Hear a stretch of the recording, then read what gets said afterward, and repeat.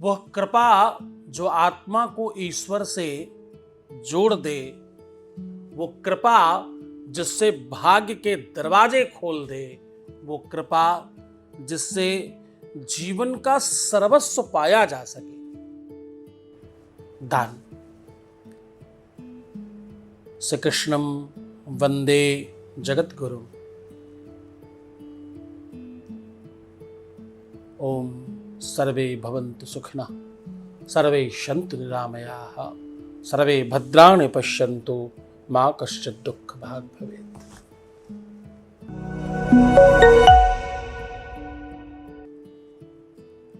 दान दो शब्दों का वह अलौकिक कार्य है जिसपे न जाने कितने महापुरुषों ने बातें करी। दान क्या है? दान, दया, धर्म क्या है? क्या अलग है? एक ही है। दान कोई लेन देन नहीं है। दान आत्मा की परिपक्वता का दर्शन है। दान एक ऐसा दीय है जो स्वयं आपको पाल देता है, एक ऐसा दीपक जो स्वयं जल पड़ता है। और ये भावना परमात्मा के उस प्रकाश से आती है। दान देने की प्रवृत्ति और भावना परमात्मा की कृपा के बगैर संभव नहीं है। दान वह पुष्प है जो तभी महकता है जब वह अपेक्षा से नहीं, करुणा से झरता, यानी करुणा से गिरता है, तभी उस पुष्प में सुगंधी आती है। दान अतिशय कृपा करुणा का उत्कृष्ट भाव है। बहुत सारे महापुरुषों ने, बहुत सारे संतों ने अपनी वाणी से दान की बड़ी व्याख्या करी है। और दान पर कुछ भी कहा जाए वो सब बहुत छोटा है, क्योंकि दान ये कार्य ही इंसान को बहुत बड़ा बना देता है। दान सब कोई कर भी नहीं सकता।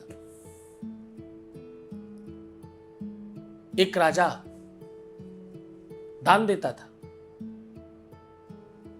ऐसी देनी देन जू कित सीखे, हो शैन ज्यों ज्यों कर ऊंचे, करो त्यों त्यों नीचे नैन। वो जब दान देते तो जैसे ही दान देने के लिए हाथ ऊपर करते वैसे ही आंखें नीचे कर लिया करते। ये बड़ा आश्चर्य था, ये बड़ा अद्भुत था। ये दाता की सच्ची विनम्रता और नम्रता है।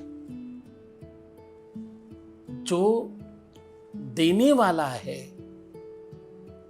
जो जितना देता है उतना ही विनम्र, उतना ही श्रद्धावान होता जाता है, क्योंकि वह जानता है, वो समझता है इस भाव को। देनहार कोई और है। क्या? देनहार कोई और है, देवत है दिन रैन। ध्यान से सुनना। लोग भरम हम पर करें, तासो नीचे नैन। उस राजा ने जवाब दिया, उसने आंसर किया। उसने कहा कि देने वाला तो परमात्मा है, मैं उसकी चीज आगे बढ़ा रहा हूं, मैं तो डाकिया हूं मात्र।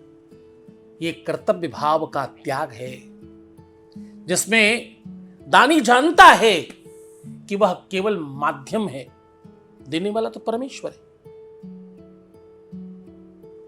देने वाले ने दिया वो भी दिया किस शान से, लेने वाला मेरा है ये कह उठा अभिमान से। परमात्मा ने तुम्हें दिया है, तुम्हें दाता बनाया है, तुम्हें दानवीर बनाया है। तुलसी और कबीर के दोहों में बहुत सारी जगहों पे ये देखने को मिलता है।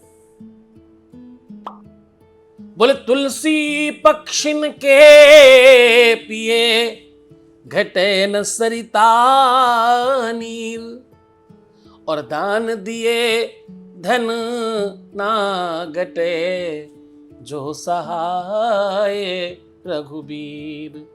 परमात्मा अगर आप पर कृपा करे, दान देने से घटता नहीं, दान देने से ही बढ़ता है। धन जो है वो उसकी वृद्धि का क्या स्वरूप है, उसको और बढ़ाना हो तो क्या करें? बोले चिड़िया चोंच भर ले गई नदी को, घटियो न नीर, दान दिए धन ना घटे, कह गए संत कबीर। ऐसा कहते हैं। दान देने से तुम बहुत बड़े हो जाते हो।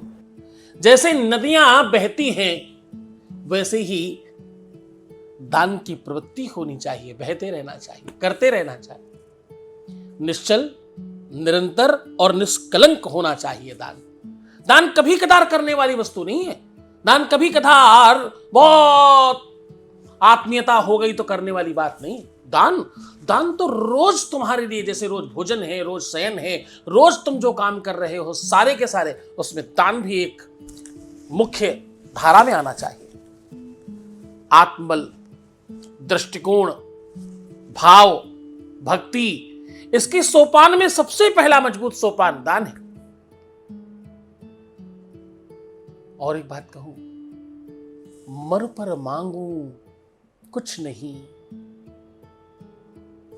परमार्थ के काज, परमार्थ के कारणे मोहि न लागे लाज। दूसरों के लिए मांगने वाले संत कहते मैं तो जिनके लिए मांग रहा हूं मुझे पता है, इसलिए मुझे लाज नहीं लगती दान मांगने में। हाँ, यदि अपने लिए मांगना हो तो लज्जा होनी चाहिए, पर किसी और के कल्याण के लिए, हाँ, किसी और के पुनरुत्थान के लिए मांगना हो तो संकोच नहीं होता इसमें, और संकोच करना भी नहीं चाहिए। दान मांगना, पंडित मदन मोहन मालवीय जी ने दान ले लेकर के विश्वविद्यालय की रचना करी। काशी विश्वविद्यालय विश्व के सर्वोच्च विश्वविद्यालय में से एक है। जो कोई करे सो त्यागो, अरस परस गुण देते, बिन किए करे सो सूरमा, परमारथ के थे।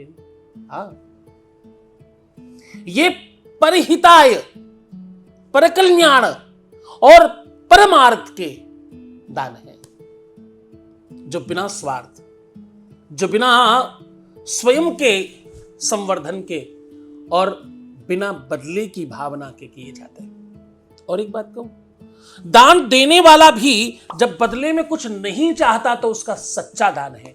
दान देने वाला अपना नाम भी अगर चाहता है तो भी दान अधूरा है, वो पूरा दान नहीं,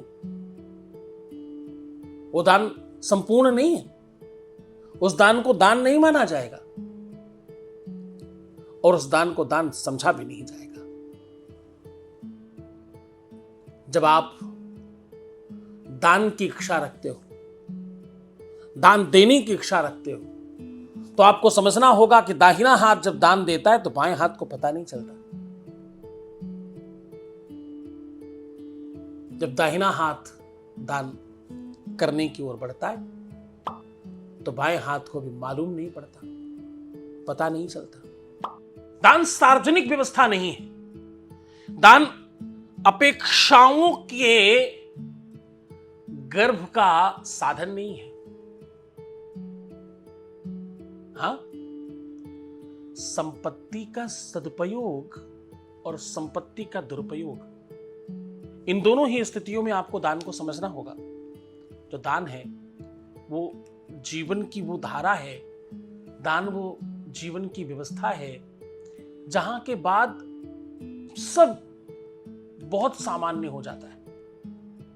जीवन में दान प्रवेश कर जाए, जीवन में दान देने की भावना की प्रवृत्तियां आपके अंदर आ जाएं, तो आप समझना अब ईश्वर की असली कृपा हुई है आप पर। अन्यथा दान देते समय आपको हजारों विचार गलत आएंगे, आपको कमियां नजर आएंगी जहां आप दान दे रहे हैं उस स्थान पर। और एक बात पता है, अक्सर लोगों को तुमने बोलते हुए सुना होगा, अरे यहां क्यों दान देना, यहां तो बहुत बड़े बड़े लोग दान देते हैं। वो बड़े लोग कौन है? और क्या उन बड़े लोगों में तुम सम्मिलित नहीं होना चाहते? और क्या तुम नहीं चाहते कि तुम पर भगवान की कृपा हो जाए और तुम भी बड़े आदमी हो जाओ? और भैया समझना, मैंने भी थोड़ी देर पहले कहा जो कोई करे सो स्वार्थी, अरस परस गुण देत, बिन किए करे सो सूरमा, परमारथ के हित। हाँ, ये परिहिताय दान का भाव, उसमें कोई न नाम चाहिए, न परिचय चाहिए, और ना ही किसी भी प्रकार का सोसेबाजी चाहिए कि वो रील बना करके दान देना है, वीडियो बनाकर दान देना है। ये सारे प्रकार के दान, क्योंकि अपात्र देयते दानम तद्दानम दान समृतम, वो सब अपात्र को दान चला जाता है और दान आपका व्यर्थ हो जाता है, वो दान नहीं रहता। क्योंकि दान में दिखावा नहीं, दाहिना हाथ दे तो बाएं को पता ना चले, ऐसे तुम्हारे पूर्वज कहते थे। संपत्ति का असली सदुपयोग क्या है? संपत्तिवान होना, बहुत सारा धन आ रहा है तो क्या करें? पुराने लोग क्या कहते थे? रहीमदास जी का एक दोहा यहां पर मुझे याद आता है, जो जो जल बढ़े नाव में, घर में बाढ़े दाम, दो हाथ उलीचिए, यही सयानों का। क्या? घर में पैसा और नाव के अंदर अगर पानी भरने लगे तो क्या करें? वे दो हाथ उलीचिए, दोनों हाथ से बाहर फेंकिए, दान दीजिए। हाँ, संपत्ति यदि बढ़ रही है तो उसे दान रूपी कलश में डाल दो, अन्यथा क्या होगा? नाव में पानी भरे तो नाव डूब जाएगी। घर में अधिक पैसा भर जाए तो कहीं न कहीं आपके घर की स्थितियां डूब जाएंगी। आचरण, विचार, भाव, भंगिमा और अभिमान, ईर्षा, द्वेष, पाखंड, प्रपंच, ये सब जन्म लेने लग जाएंगे और न जाने कब कोई इनकम टैक्स वैक्स वाला आएगा और सब सत्यानाश कर देगा। ये सत्य बता रहा हूं, आपके आसपास बहुत बार होता रहता है, आपको मालूम है। क्योंकि दातव्यमिति यद्दानम और दीयते अनुपकारिणे, और देशे काले च पात्रे च तद्दानम सात्विकम स्मृतम। गीता के 70वें अध्याय का 20वां मंत्र है। जो बिना फल की अपेक्षा के उचित समय योग्य पात्र को दान देता है, ध्यान समझना, जो बिना फल की अपेक्षा के उचित समय योग्य पात्र को श्रद्धा पूर्वक दान देता है, ऐसा किया गया दान यह सात्विक दान कहलाता है, जो देवताओं के लिए भी दुर्लभ है। यज्ञदान तपः कर्म न त्याज्यम कार्यमेव यत्। क्या बोले? यज्ञो दानम तपस्येव पावनानि मनीषिणाम। गीता के 18वें अध्याय का 5वां मंत्र है। यज्ञ, तप और दान, ये तीनों कभी त्यागने योग्य नहीं होते। ये तो वो गहना है, ये तो वो श्रृंगार है, ये तो वो आपका आभूषण है, इसके बगैर जीवन नहीं चल सकता। ये आत्मा को पवित्र करते हैं, संतति को पवित्र करते हैं, आने वाली आपके वंश परंपरा को पवित्र करते हैं, और आपके जीवन में, आपके वंश में, आपके कुटुंब में, आपके व्यापार में, आपके परिवार में सद्गुणों का समावेश करते हैं, सद्विचारों का समावेश करता है, और फिर वही बनता है, सब एक साथ रहते हैं, संयुक्तता बनती है, प्रेम बढ़ता है। महाराज हरिश्चंद्र, राजा रंतिदेव, महाराज दानवीर कर्ण, हाँ, इनका स्मरण आता है। राजा रंतिदेव ने अंतिम समय अन्न का आखिरी कण भी किसी अतिथि को दान देना उचित समझा।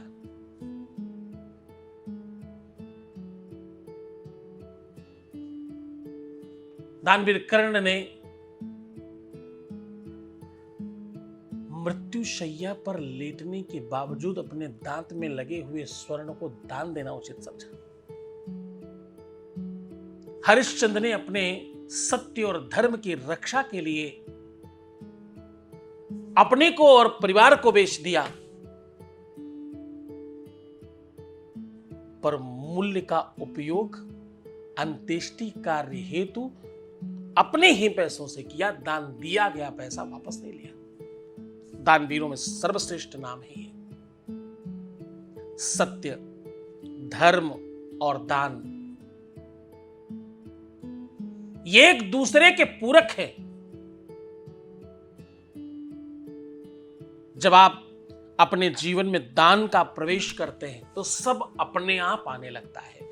आपके हजारों पाप, हजारों अवगुण, आपके हजार किए गए कुकृत्य सब ठीक हो जाते हैं। आपका खराब धन भी शुद्ध हो जाता है। धन को शुद्ध करना हो तो क्या करें? पानी तो तुम शुद्ध करते हो, भोजन तो शुद्ध करना चाहते हो। हाँ, लोक जीवन की दान संस्कृति ये आधुनिक प्रेरणा है। हाँ, लंगर परंपरा पता है सिख धर्म में सबसे सर्वोच्च है। अन्नदानम दक्षिण भारत का सबसे ज्यादा महत्वपूर्ण हर मंदिर में आपको मिलेगा। हमारे यहां संतों के यहां, महंतों के यहां अन्नदान भंडारे निरंतर मिलते हैं। गौदान, विद्यादान, जलदान अथवा जरूरत की सामग्री दान, ये सब नित्य जीवन के अंग होने चाहिए। क्या हम हर महीने एक पुस्तक अथवा एक वस्त्र अथवा एक व्यक्ति का भोजन अथवा एक छात्रवृत्ति किसी जरूरतमंद को दे सकते हैं क्या? यह प्रश्न छोड़कर जा रहा हूं आपके लिए। जिन्होंने दान दिए वो सब बहुत बड़े हैं, चाहे वो अंबानी हो, चाहे वो अदानी हो, और चाहे टाटा हो। चाहे आप सबसे ज्यादा बड़ी कंपनी टाटा है और उसका आप इतिहास उठाइए, उसकी बुक्स उठाइए, उसके फाइनेंसेस उठाइए, तो आपको पता चलेगा कि सबसे ज्यादा दान करते हैं वो। दान से तुम पवित्र हो जाते हो। हाँ? आत्मा की श्रेष्ठता का संकल्प क्या है? दान। और कोई दान मांगने आए, उसे कोई वापस लौटा दे, इससे ज्यादा बुरा तो कोई इंसान नहीं हो सकता। चकी रही मन वे नर मर चुके, जो पर घर मांगन जात, और उनसे पहले वे मरे, जिन मुख निकसत नाए। दान केवल धन से नहीं, दान केवल संपत्ति नहीं है, मुस्कुराहट भी एक दान है, समय देना भी एक दान है, सेवा करना भी एक दान है, ज्ञान देना, किसी को शिक्षित करना भी एक दान है, क्षमा कर देना किसी को, यह भी एक दान है। और आपको कहूं, सर्वश्रेष्ठ दान है खुद को बहुत बड़ा बनाना, खुद का समय बर्बाद नहीं करके उस समय को संचित करना धन की तरह, और उस समय कहीं अच्छी जगह लगाना, यह विश्व का सर्वश्रेष्ठ दान है। इससे बड़ा दान कहीं नहीं। और आपको बताऊं, दान मुझे लगता है कि ईश्वर के द्वारा दिया हुआ वो वरदान है जो किसी खास व्यक्ति के सिरमौर पर चढ़ता है। ये सबके भाग्य में नहीं है। इसलिए प्रार्थना करो, हे प्रभु हमें ऐसा बना दो कि हम लेने वाले नहीं बनकर हम देने वाले बने, हम देने की भावना को बना पाए और हम दाता बन पाए। जग को देने से ही नहीं, लेने पर, जब आप लेन देन की भावना में देन पर फोकस करते हैं तो ये प्रकृति तुम्हें वापस बहुत कुछ देने लगती है। जो कि ददाति प्रतिगृह्णाति नान्यथि सा प्रसीदति।